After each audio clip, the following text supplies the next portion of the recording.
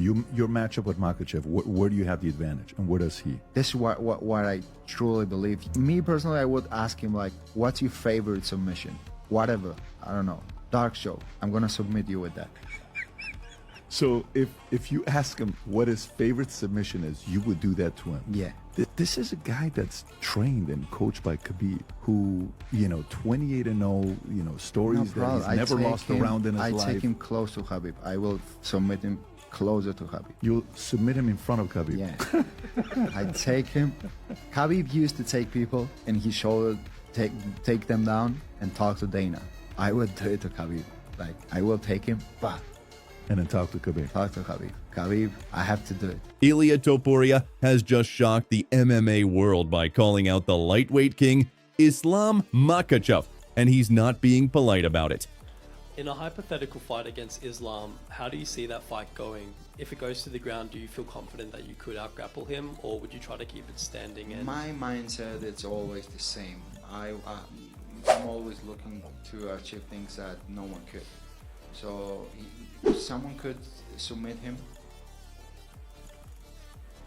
I will be the first one to submit him. And any specific submission? Now I heard some love from some idiot, but it's gonna happen. Ilia El Matador Topuria is not just another hype train. He's a steamroller with precision striking, brutal jiu-jitsu, and unshakable confidence. 15 wins, 0 losses. Topuria is not here to take part. He's here to take everything. And after conquering the featherweight throne, he's not wasting time. No tune-up fights, no slow climb through the rankings. He wants the biggest shark in the next division, Islam Makhachev. Topuria didn't mince words. In a recent interview, he said, I don't understand why they won't just book you and Islam. There's many times that I wish I was running the UFC. I would change so many different things. That would be one of the first things I would change. I'd like, book that fight right away. You would do some fights also in Mars, I'm sure. Do you have a timeline of when you would like to fight at 155? I would like to fight with Islam, that's for sure. I would like to fight him. But if they don't give you that fight, if they give you like a #1 contender fight, when would you like to fight next? I wouldn't fight for a #1 contender fight. No. You only want to fight for the title? Yeah, of course. Really? Okay. Of course. I understand. That makes sense to me. Look, also, it's the most marketable fight. Everybody else is lost to him. Right? I don't care if Islam decides that he doesn't want to fight me. I don't care. I said, till you're going to have to fight me. Okay. You say that you are the world champion, you're going to keep dominating the division, all that. I'm here. You can't keep avoiding me all the time. So you would just sit on the sidelines rather than fight someone else? I don't think that they're going to do that. I don't think they would put me on a sideline because they asked me to. I vacate the belt because I told them that I wouldn't fight in 145 again. But I get the promise that I would fight for the title in my next fight. So how much time you will stop me and from the fighting? So they did give you a promise that your next, when you vacated the belt, that your next fight would be if they give that chance to everyone, why not to me? Yes. They gave it to Henry Cejudo, they gave it to Conor McGregor, they gave it to George St. Pierre, they gave it to John, they gave it to everyone. Right. Yep. And I proved that I deserve that shot. I agree. I mean, I'd say world title fight, but I don't get to make the rules. And then the other thing is there's not really a compelling challenger at 155 other than you. If you look at it, like he's kind of cleaned out the division. There's no one else. And just like that, the MMA world exploded. Social media went wild. Fans are split. Is Topuria biting off more than he can chew? Or is this the exact kind of chaos the UFC needs? One thing's certain, Ilia Topuria doesn't bluff. When he calls someone out, he means business. If I could pick Ilia versus Islam, I would pick that. That would be such a sick fucking fight. I will be okay with that. Move up and be the first one to submit Islam.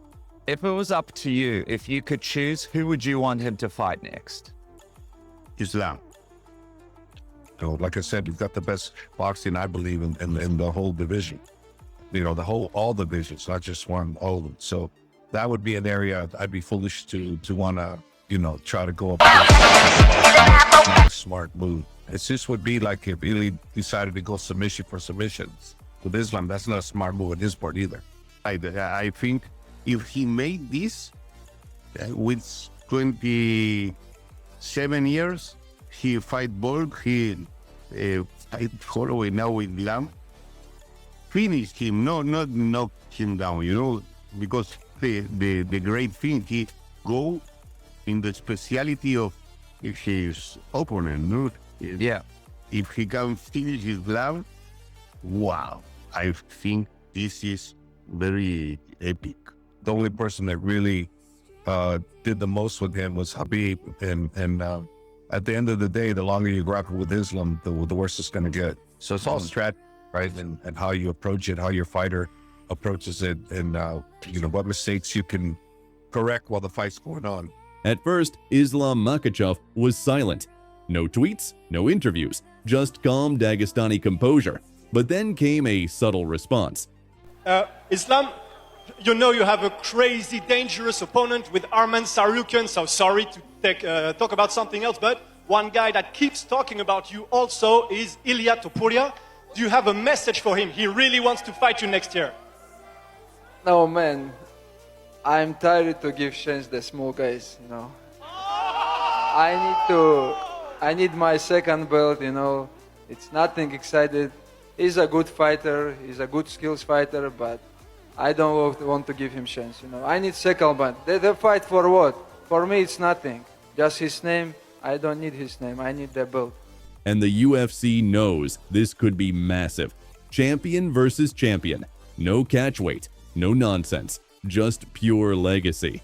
And just when you thought the story couldn't get juicier, enter Khabib Nurmagomedov. Khabib, who rarely comments these days, was asked about.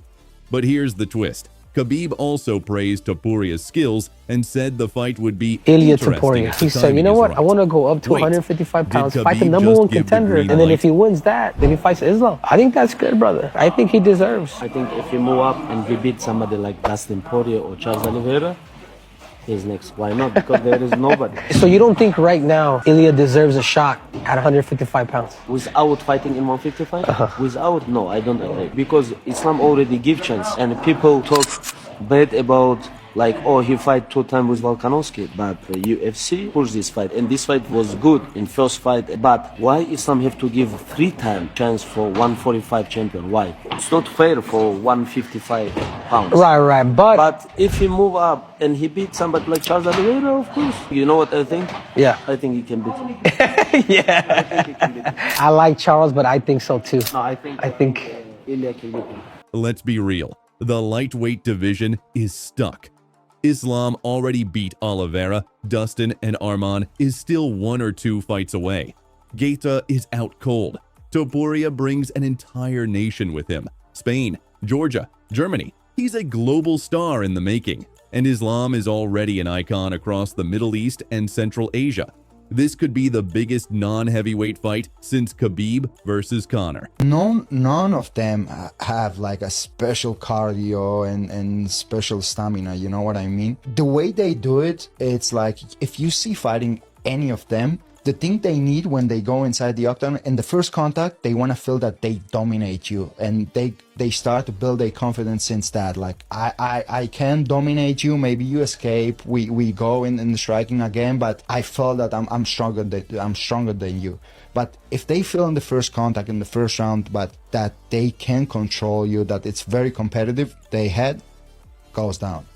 Yeah. So what, you think it's about beating them in the earlier rounds? This is what they try to do, to beat you in the earlier rounds, to feel that they can dominate you, that they are stronger than you.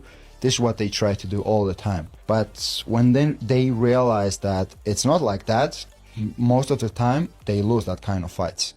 All the competitive fights, they lose, all of them. Yeah. Or you see them dominating everything, like take the people down, dominate them in the ground, or if you see a competitive fight, they lose. Here's what makes it even more compelling. This isn't just hype. This is a fascinating clash of styles.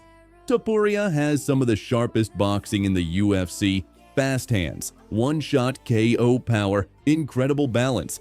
And let's not forget, he's a black belt in jiu-jitsu with legit submission skills. Makhachev is a master of pressure. His wrestling is smothering. His top control is a nightmare.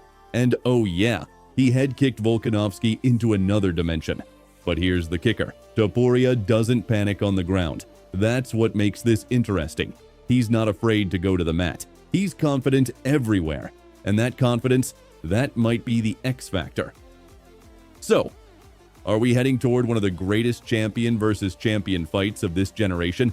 Drop your predictions in the comments. Will El Matador slay the grappling king, or will Islam crush another dream? Hit that like button, subscribe for more breakdowns, and stay tuned because this story is just beginning.